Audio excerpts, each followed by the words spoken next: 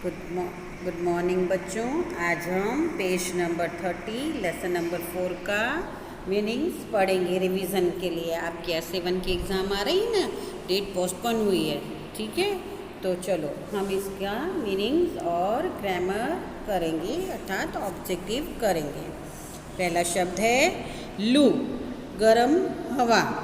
उत्तेजना, बेचैनी भरा जोश। धारा, प्रवाह, लगातार। जीवन शैली, जीने का तरीका। घातक, नुकसानदायक। नौनिहाल, नन्हे बच्चे।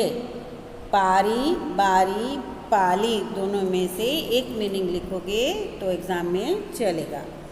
प्रण, दृढ़ निश्चय।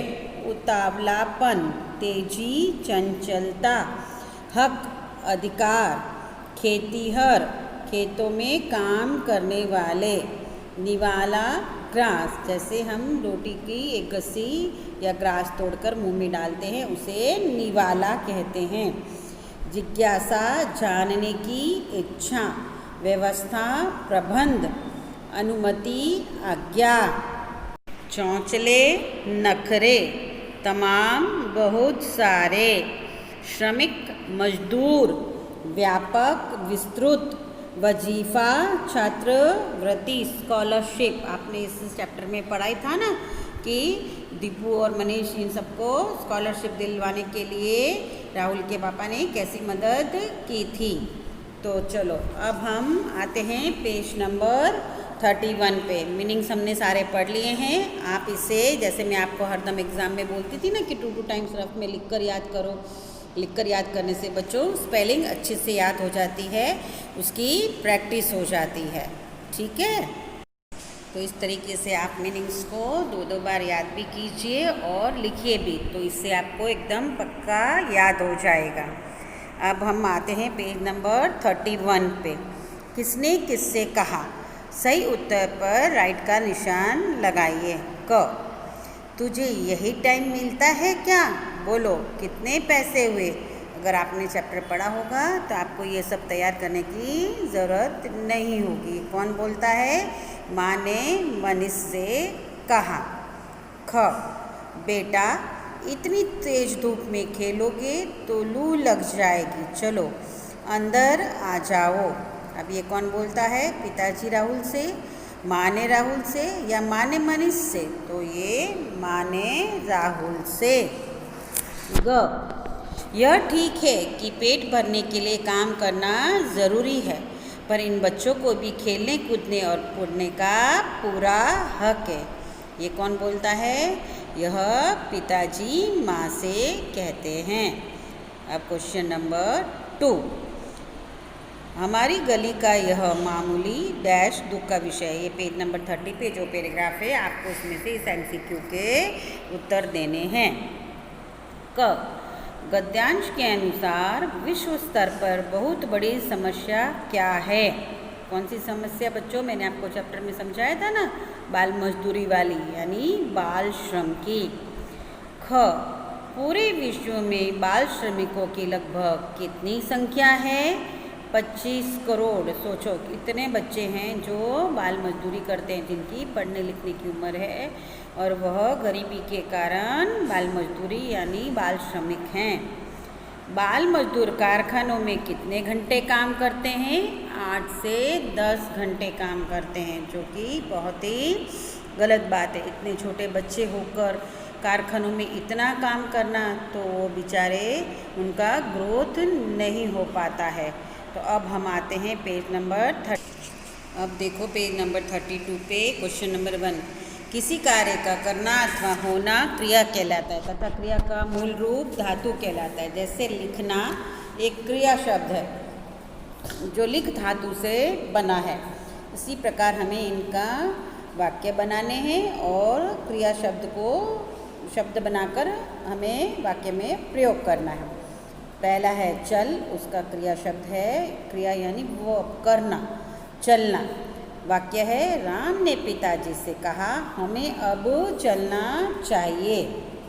दूसरा शब्द है उठ, उसका क्रिया शब्द है उठना। हमें प्रतिदिन सुबह जल्दी उठना चाहिए। फिर शब्द है पढ़, क्रिया है पढ़ना। सीता को पढ़ना अच्छा लगता है। फिर है बह, तो बहना। राजू नदी का तीव्र गति से बहना देख रहा है। फिर है बैठ, तो उसका है बैठना। गीता को नीम के पेड़ की छाँव में बैठना अच्छा लगता है। अब हम आते हैं क्वेश्चन नंबर 2 पे।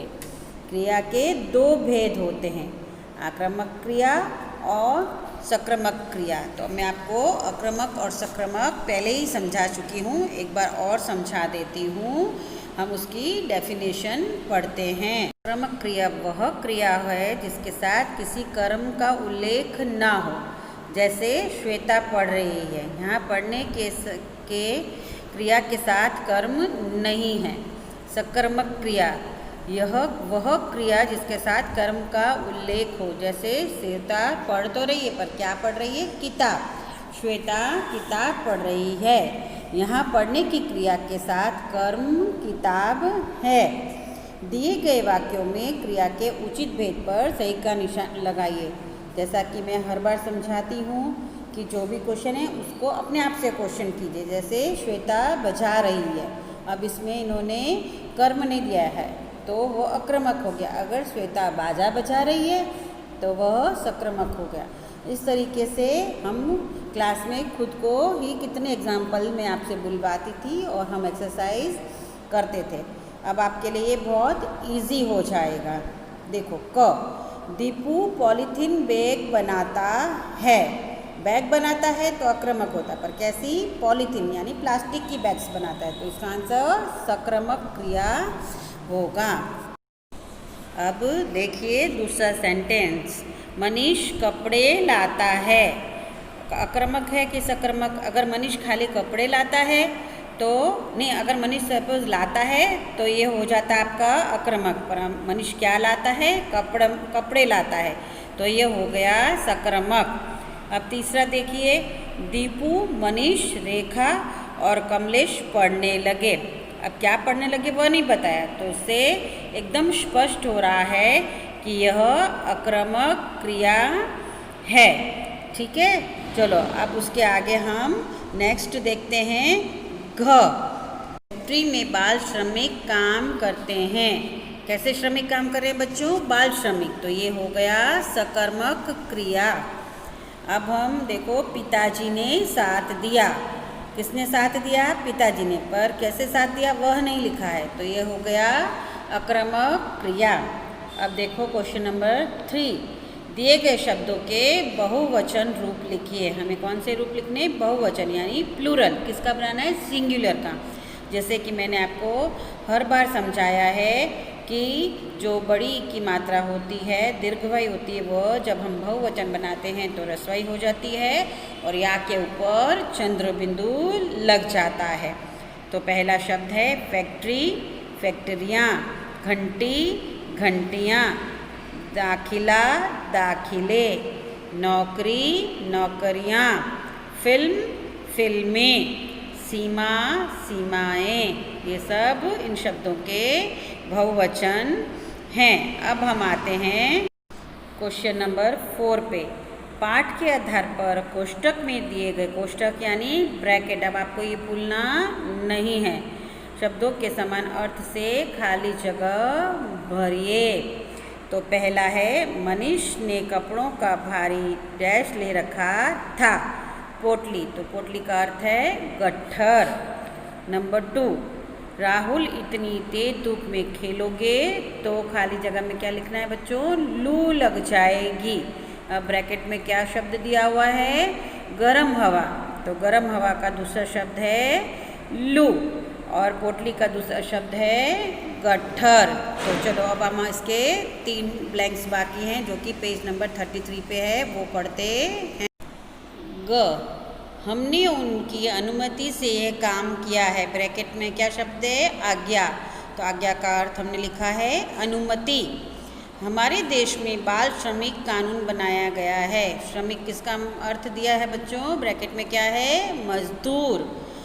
फिर लास्ट वाला है, पीवीसी पाउडर बच्चों के फेफड़ों के लिए हानिकारक है। यह हानिकारक वर्ड हमने यूज़ किया है नुकसानदायक के लिए। तो इस प्रकार जितने भी